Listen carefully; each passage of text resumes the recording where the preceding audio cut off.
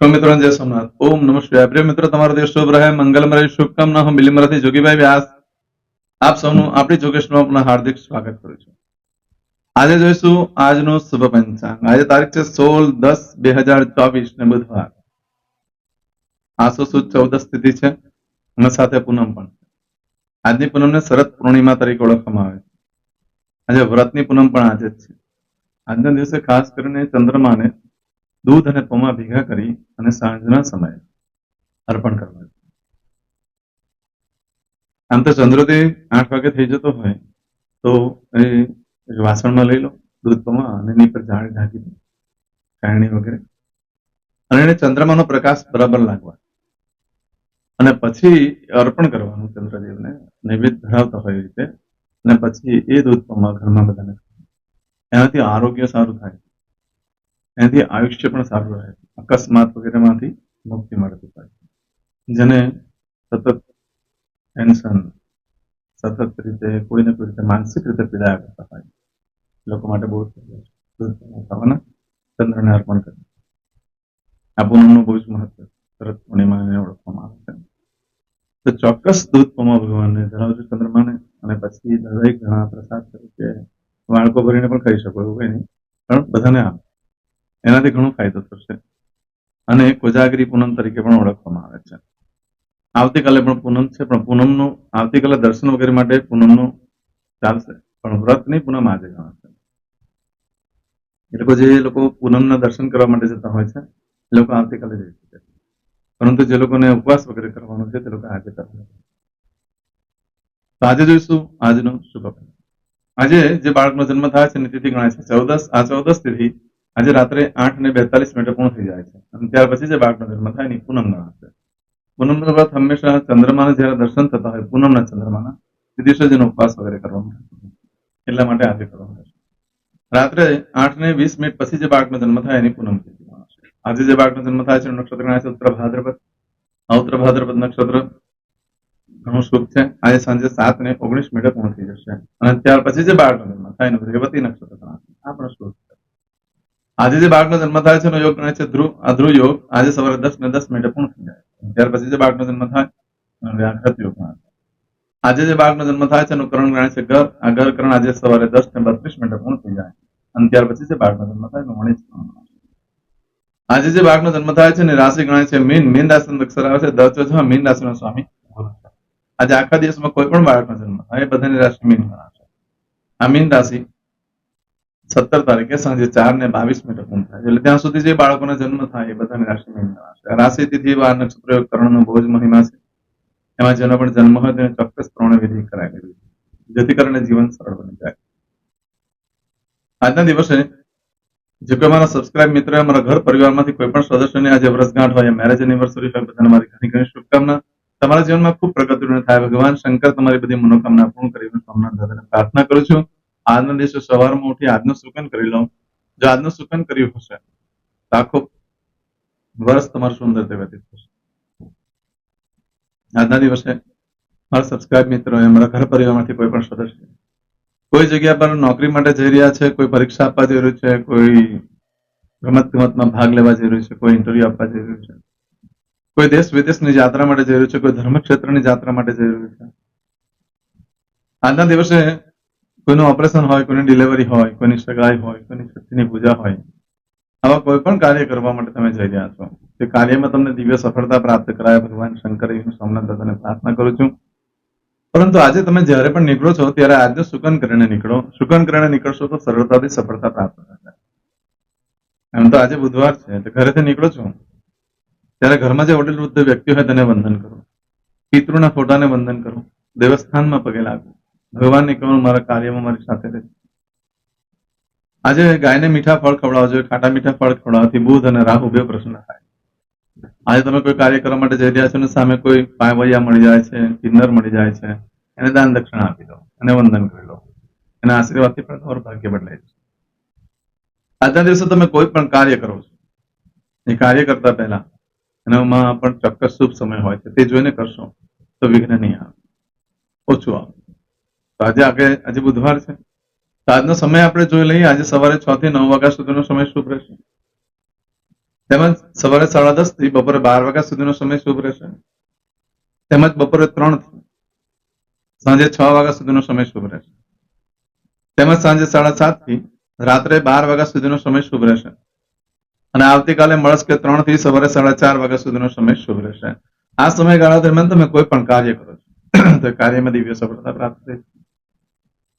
આમ તો આજે તમારી કોઈ પણ વસ્તુ ચોરાઈ જાય છે, ખોવાઈ જાય છે,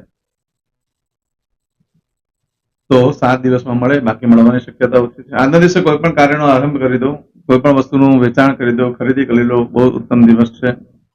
આજે તમે જે કાર્યનો આરંભ કરો છો, જે કંઈ ખરીદી કરો છો, વેપાર વ્યવસાય માટે કંઈ કાર્ય કરો છો, તો એમાં તમારું ભાગ્ય પરિવર્તન થઈ શકે છે. એવું આજના દિવસ. આજના દિવસે જે અભ્યાસ કરતા સંતાનો, છોકરાઓ છે, એ લોકો માટે પણ આજનો દિવસ બહુ શુભ ગણાય છે. એ લોકોને ખાસ દૂધ પૌવા ખવડાવવાના, તે લોકોની મેધા શક્તિ વધી જાય. આજના દિવસે તમે જે પણ કાર્ય કરો છો એ કાર્યમાં સુખ સંપત્તિમાં વધારો થાય છે અને એ સુખ પાછું ભોગવી શકાય એવો આજનો દિવસ છે. એટલે વાહન, મિલકત, પ્રોપર્ટી વગેરે ખરીદવા માટે ઉત્તમ દિવસ છે. દસ્તાવેજ ઉપર સાઇન કરવા માટે પણ ઉત્તમ દિવસ છે. ભૂતકાળમાં તમે કોઈ કાર્ય કર્યું હોય અને કાર્યમાં સફળતા ન મળી હોય તો ફરી પાછી આજે એની શરૂઆત કરવામાં આવે છે. સફળતા મળવાના ચાન્સીસ વધી જશે. આજના દિવસે પશુ ખરીદવા માટે પણ ઉત્તમ દિવસ, નવું વાહન ચાલુ કરવા માટે પણ ઉત્તમ દિવસ, નવો વેપાર ધંધો ચાલુ કરવા માટે પણ ઉત્તમ દિવસ. આજના દિવસે દસ્તાવેજ ઉપર સાઇન કરવા માટે પણ ઉત્તમ દિવસ. આજના દિવસે મંગલસૂત્રની ખરીદી કરવા માટે પણ ઉત્તમ દિવસ. આજના દિવસે નવા વસ્ત્ર ધારણ કરવાથી સંતાનનું કેવું કરવું પડે માટે એ બાબતે થોડું ચોક્કસ ધ્યાન રાખવું. સંતાનનું કેવું કરવું પડે એટલે ઘણી વખત સંતાનની જે જીદ હોય વધારે પડતી હોય એટલે એના કારણે થઈને એને નુકસાન પણ થાય. આજે ચાંદલા વિધિ કરવા માટે પણ આવું બધું જે ફળ છે આજે સાંજે 7:19 સુધીમાં, પરંતુ આજે સાંજે 7:19 થી લઈ આવતીકાલે સાંજે 4:22 સુધીમાં તમે જે કાર્ય કરો છો એનું ફળ બદલાય જાય. એમાં તમારી કોઈ પણ વસ્તુ ચોરાઈ ગઈ, ખોવાઈ ગઈ તો બહુ જ કષ્ટ બાદ મળી શકે. આજના દિવસે પણ વિદેશનો ઇન્ટરવ્યુ આપવા માટે, નોકરી ધંધા માટે ઇન્ટરવ્યુ આપવા માટે ઉત્તમ દિવસ છે. આજે કોઈ પણ ખરીદી કરવા માટે પણ ઉત્તમ દિવસ છે અને વેચાણ કરવા માટે પણ ઉત્તમ દિવસ છે. આજના દિવસે કોઈ પણ કાર્યનો આરંભ કરો છો તો તેમાં તમને મૂલ્યવાન વસ્તુ પ્રાપ્ત થઈ શકે છે. એવો આજનો દિવસ. પશુ ખરીદવા માટે પણ ઉત્તમ, દસ્તાવેજ પર સાઇન કરવા માટે પણ ઉત્તમ, વાહન, મિલકત, પ્રોપર્ટી વગેરે ખરીદવા માટે પણ ઉત્તમ દિવસ. આજે નવા વસ્ત્ર ધારણ કરવાથી દરેક જણા નવા વસ્ત્ર ધારણ કરવા જોઈએ. એમાં ખાસ બાળકોને ખાસ નવા વસ્ત્ર ધારણ કરાય છે. નવું વસ્ત્ર એટલે જે ક્યારે ન પહેર્યું હોય. એમ તો તમારા ઘરમાં શર્ટ પીસ હોય, બ્લાઉઝ પીસ હોય, કોઈ ડ્રેસ મટીરિયલ હોય, તો પણ એવું કોરું કાપડ છે જે ક્યારે પહેર્યું નથી, કોઈ ઓઢ્યું નથી, એ વસ્તુ જો આજે ઓઢી લેવામાં આવે તો ગુરુ દ્વારા સારા જ્ઞાનની પ્રાપ્તિ થાય છે અને એ જ્ઞાન દ્વારા તમે બહુ ધનવાન પણ થઈ શકો એવો યોગ. આજના દિવસે નવા વસ્ત્ર ધારણ કરવાથી સોના, ચાંદી, હીરા, માણેક, મોતી વગેરે ખરીદવાનો યોગ ઉભો થાય છે. ઘરમાં શુભ પ્રસંગો આવે. જે લોકો સોના ચાંદીનો વેપાર ધંધો કરતા એ લોકો પણ આજે ધારણ કરે છે તો એ લોકોને નવા વસ્તુ ખરીદવાનો યોગ ઉભો થશે. આજે ચાંદલા વિધિ કરવા માટે ઉત્તમ દિવસ છે, જેને આપણે શકાય કહીએ. આવું બધું ફળ છે કે આજે તમને સાંજે 7 થી લઈ સાંજે 7:19 લઈ આવતીકાલે સાંજે 4:22 સુધીમાં મળે. આજે કરશો આજનો સંકલ્પ. ચમચીમાં પાણી લઈ લો. આદ્યતન માસના માસોત્તમ પરમ પવિત્ર અશ્વિન માસે શુભ શુક્લ પક્ષે ચતુર્દશીયામ અંતર્ગત પૂર્ણિયાયામ સૌમ્યવા શરણવિત્તાયામ. હવે દરેક જણા પોતાનું સાચું નામ બોલી દો. તમારું ગોત્ર ખબર હોય તો ગોત્ર બોલી દેવાનું. પછી બોલવાનું છે અહમ, મમ, આત્મન, શ્રુતિ, સ્મૃતિ, પુરાણોક્ત, પુણ્ય, ફલ, પ્રાપ્તિ, અર્થમ, અપ્રાપ્ત, લક્ષ્મી, પ્રાપ્તિ, અર્થમ, પ્રાપ્ત, લક્ષ્મી, ચિરકાલ, સૌ, રક્ષણાત્મક, લોકેવા, સભાયામ, રાજદ્વારે, વ્યાપારે, વિદ્યા અભ્યાસે, દેશે, વિદેશે, સર્વત્ર, યશ, કીર્તિ, વિજય, લાભાદિ, પ્રાપ્તિ, અર્થમ, મમ, અખિલ, કુટુંબસ્ય, आयु आरोग्य ऐश्वर्यादि प्राप्ति अर्थम मम जन्म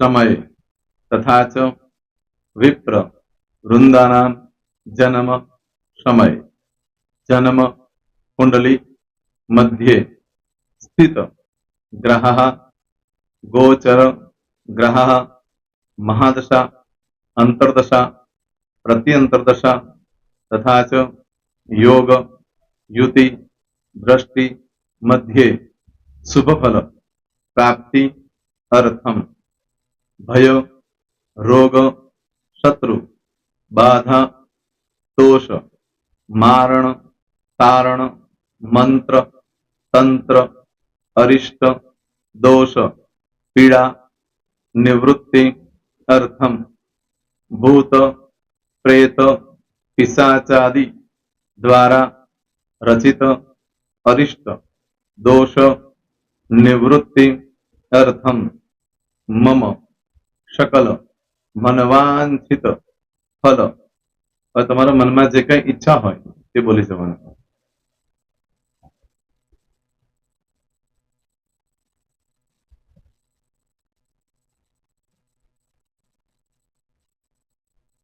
બોલવાનું અનુસારતઃ सकल मनवांछित फल प्राप्ति अर्थम.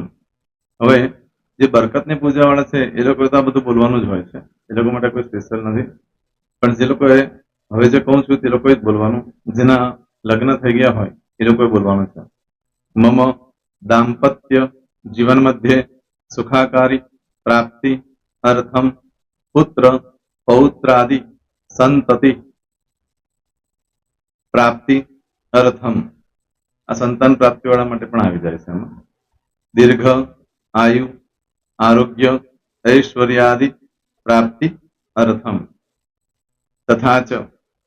હવે જેના લગ્ન નથી થયા તે લોકોએ બોલવાનું. મમ જટટી વિવાહ યોગ પ્રાપ્તિ અર્થમ વિવાહ પશ્ચાત દાંપત્ય જીવન મધ્યે સુખાકારી પ્રાપ્તિ અર્થમ. હવે જે લોકોને સંતાન પ્રાપ્તિ નથી, જે લોકોને સંતાન પ્રાપ્તિ છે કરવી છે એ લોકોએ બોલવાનું.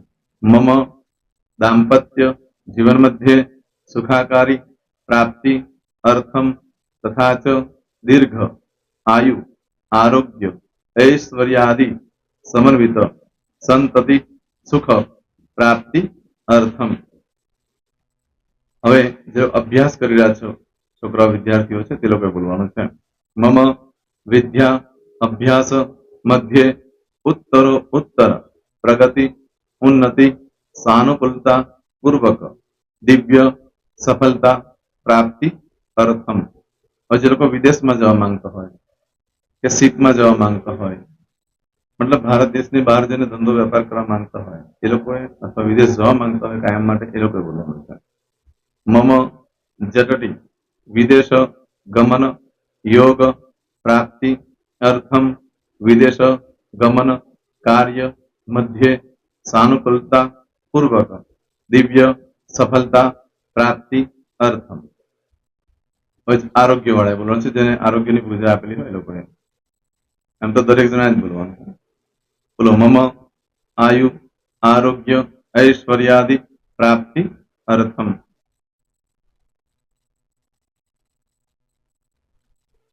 હવે દરેક જણા બોલવાનું. सकल मनवांछित फल प्राप्ति अर्थम अद्य दिने प्रधान देवतानां नित्य दिन अनुसारतः पूजन अर्चन कर्मणि अहम करिष्ये. પાણીવાળી થાળીમાં પાણી મૂકી દેવાનું છે. હવે તમારી બધી પૂજા જે મેં આપેલી છે એ પૂજા થઈ જાય, અથવા તો તમે રોજ પૂજા કરતા છો મારી પાસેથી નથી લઈ ગયા, એ પૂજા થઈ જાય પછી ફરી પાછી ચમચીમાં પાણી લેવાનું. અહીંયા વિડીયોને સ્ટોપ કરી દેવાનું. પૂજા પતે એટલે પાછું આગળનું કરવાનું છે. અહીંયા વિડીયો સ્ટોપ કરી દેવાનો અને પૂજા પતે એટલે બોલવાનું છે. વિષ્ણવે વિષ્ણવે વિષ્ણવે નમો નમઃ. વિષ્ણુ સ્મરણ સર્વમ પરિપૂર્ણ અસ્તુ. एतानि गंध पुष्प धूप दीप नैवेद्य ताम्र दक्षिणा प्रदक्षिणा सहित ઋણુ મમ સકલ મનવાંચિત ફલ પ્રાપ્તિ અર્થમ પૂજન અર્ચન પ્રિયદાન ન મમ. પાણી મૂકી દેવાનું, પાછું પાણી લેવાનું. પૂજન અર્ચન બ્રહ્માર્પણમસ્તુ. નીચે જમીન પર પાણી મૂકો, એમાં આંગળી ઘસી કપાળમાં તિલક કરી દો. કપાળમાં જમીન પર પાણી મૂક્યું છે એમાં. ત્યાર પછી ભગવાનને કહેવાનું કે હે પ્રભુ, આજે પૂજા કરતા કઈ પણ પ્રકારની ભૂલચૂક થઈ ગઈ હોય તો અમને ક્ષમા કરજો. અમે તમારા બાળક છીએ. પ્રભુ, તમારો ખૂબ આભાર માનું છું. આજે મારી પાસે તમારી પૂજા કરાવી, મારી મનોકામના પૂર્ણ કરી. પ્રાર્થના કરી દો. જગ્યા પરથી ઉભા થઈ શ્રીનારાયણ ભગવાનને પાણી ચડાવી દો. નિત્ય કર્મ જે કરતા હોય તે કરો. જય સ્વામિનારાયણ. તમારો દિવસ શુભ રહે. તમે અને તમારો પરિવાર સુખી રહે, સંપન્ન રહે, સુરક્ષિત રહે, એ ભગવાન સોમનાથ દાદાને પ્રાર્થના. તો મિત્રો, તમે મારા વિડીયોને લાઈક ના આપી હોય તો સૌથી પહેલા લાઈક આપી દો. અને ત્યાર પછી જો તમે મારી આ ચેનલ સબસ્ક્રાઇબ ન કરી હોય તો સૌથી પહેલા સબસ્ક્રાઇબ કરી લો અને બેલ આઇકોન ઓલ પર ક્લિક કરવાનું ભૂલશો નહીં, જેથી કરીને સૌથી પહેલા નવી વિડીયો જે કંઈ મૂકું એ તમને મળે. મિત્રો, કંઈ પણ મૂંઝવણ હોય તો મને આ નંબર પર તમે ફોન કરીને પૂછી શકો છો. મારો મોબાઈલ નંબર છે 9825546459.